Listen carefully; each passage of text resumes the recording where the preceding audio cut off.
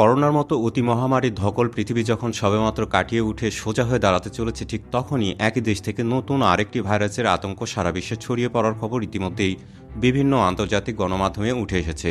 চীনে human ম্যাটানিউমো virus নামে একটি নতুন শ্বাসযন্ত্রের ভাইরাস ছড়িয়ে পড়েছে। এটি মূলত শিশু ও বয়স্কদের আক্রান্ত করছে। সাধারণ সর্দি, কাশি, জ্বর ও শ্বাসকষ্ট এর প্রধান লক্ষণ।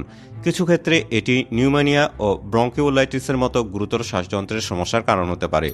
বিশেষজ্ঞরা বলছেন, ব্যক্তিগত স্বাস্থ্যবিধি মেনে চলা, নিয়মিত হাত ধোয়া এবং ভিড় এড়িয়ে চলার মাধ্যমে সংক্রমণ থেকে রক্ষা পাওয়া সম্ভব। শ্বাসকষ্টের মতো গুরুতর লক্ষণ দেখা দিলে দ্রুত চিকিৎসকের পরামর্শ নেওয়ার পরামর্শ দেওয়া হয়েছে। করোনা পরবর্তী বিশ্বে এই ধরনের নতুন ভাইরাসের আবির্ভাব জনস্বাস্থ্য ব্যবস্থার জন্য একটি বড় চ্যালেঞ্জ। তবে সঠিক পদক্ষেপ গ্রহণ ও জনসচেতনতা বাড়ানোর মাধ্যমে এইচএমপিভির মতো ভাইরাসের সংক্রমণ নিয়ন্ত্রণে রাখা সম্ভব বলে বিশেষজ্ঞরা আশাবাদী।